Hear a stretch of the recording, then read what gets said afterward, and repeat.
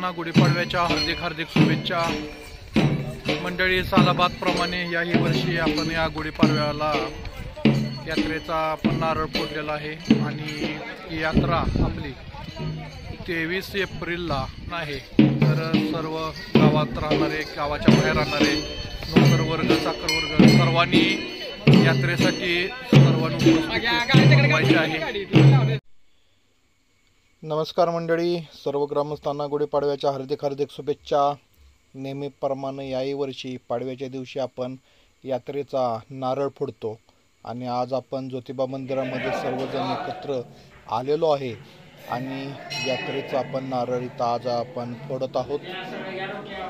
23 एप्रिलला गुलाल खोबरा आहे व 24ला आपली यात्रा आहे, म्हणजेच वगैरे सर्व एकत्र येतात। तर आता आज आपण इथे नारळ फोडून आपल्या यात्रेचा शुभारंभ इथे केलेला आहोत।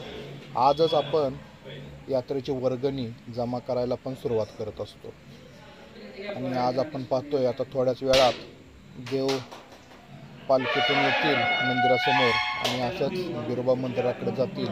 तर आपण तिथे पाहूया।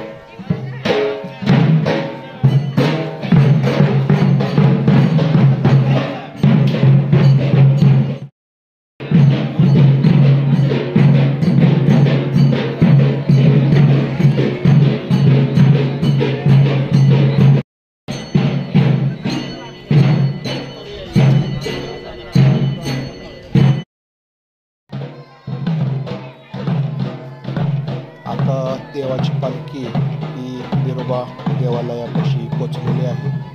आता आपण वडाखाली आहोत। थोड्याच वेळात वरच्या तिन्ही मंदिरामध्ये दर्शन होईल व आपले आलेले नवीन गाड्या असतील, सायकल, टू व्हीलर, आपलं जनावर, बैल हे आपल्या मंदिराला राऊंड मारतील आणि अशा प्रकारे आपण गुढीपाडव्याचा हा सण साजरा करतो।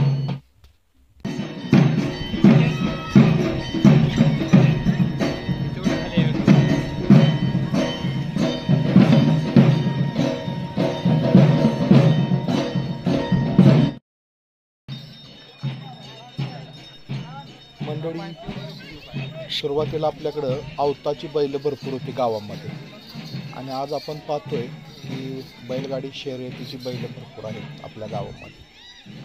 तर काळानुसार हा बदल झालेला आहे, कारण आता शेतात काम करण्यासाठी छोटे छोटे अवजार चांगले आलेले आहेत, ट्रॅक्टर छोटे छोटे आलेले आहेत, त्यामुळं आवताची बैल कमी झाली आणि आता बैलगाडी शर्यत चालू झाल्यामुळं हे नवीन कोंड आपल्या गावामध्ये भरपूर वाढलेले आहेत आणि हे चांगलं आहे। नाद एकच बैलगाडी शर्यत।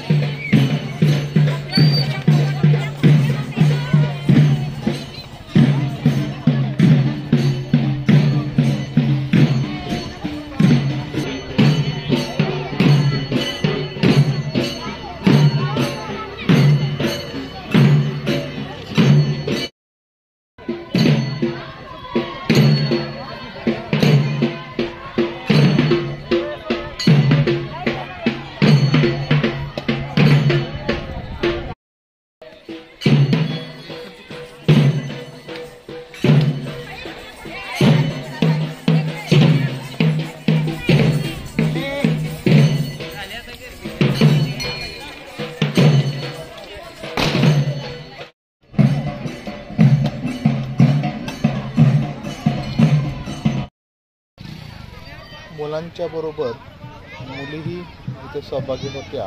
आपली सायकल घेऊन मंदिराला राऊंड मारत होत्या.